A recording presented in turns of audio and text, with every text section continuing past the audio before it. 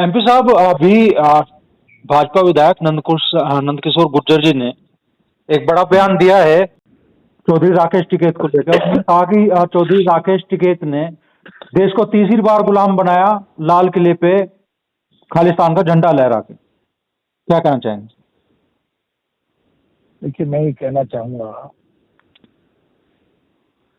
कि जहां तक लाल किले की बात है, वो कोई पंजाब का था, इस दुनिया में है नहीं है, क्या हुआ, उसका एक रूप और एक रोल एक अलग था। जहां तक टिकैत साहब की बात है जी, टिकैत साहब की पुण्यतिथि पे मैंने एक अपनी श्रद्धांजलि दी थी। मैं उसकी कॉपी आपको भेजूंगा, अभी आप उसे पढ़ लेना और जो मेरी उसमें सोच दिखाई दे उसको जरूर लिख देना। एक तो ये है जी, दूसरा, हमेशा महेंद्र सिंह टिकैत जी ने और उनके अभी राकेश टिकैत ने जी, देश हित और जनहित में काम किया है। जो लोग ऐसा बयान दे रहे हैं, कहीं ना कहीं उनकी सोच या तो ठीक नहीं है या उनको समझ में नहीं आ रहा है कि क्या कहना चाहिए, क्या कहना नहीं चाहिए। पीछे में रहने के लिए शायद ऐसा बोल देते हैं। नंदकिशोर गुर्जर ये भी कह रहे हैं कि अगर राकेश टिकैत किसानों के साथ ना होते, किसानों के बीच ना होते और किसानों के भेष में ना होते तो उनका एनकाउंटर होता उस रोज। अरे किसी को कहने लगो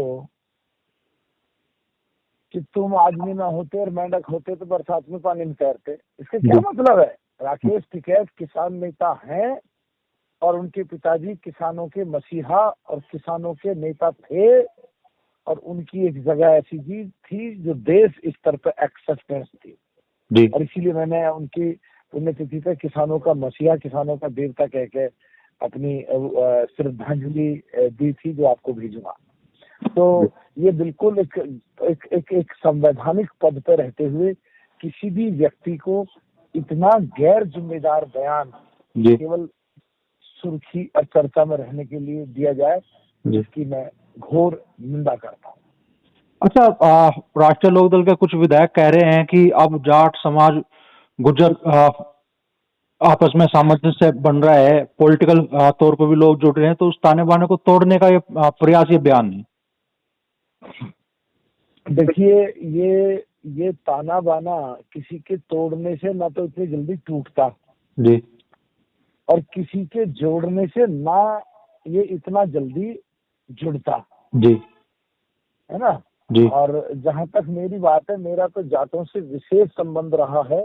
आरएलडी के यूथ के आरएलडी युवा के राष्ट्रीय अध्यक्ष होने के नाते मैंने तो करीब 2.5 साल जी अपने किसानों के सब लड़के ट्रेंड करें जैन जी के नेतृत्व में, जी, जैन जी के साथ 2004, 2005, 2006 में।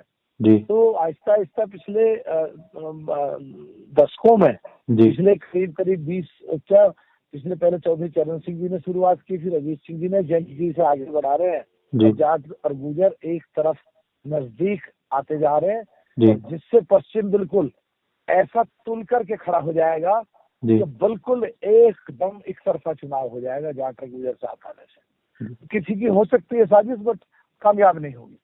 हम भी हैं और हमारे भी घर में 38 साल से प्रमुख और विधायक की स्तर की राजनीति लगातार चलती आ रही है।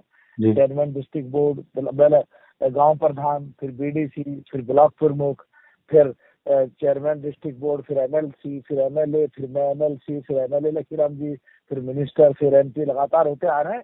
हमारा जाट समाज में बहुत बढ़िया तालमेल है और जाट समाज को जो इग्नोर करेगा पश्चिम में सर्वाइव नहीं कर पाएगा।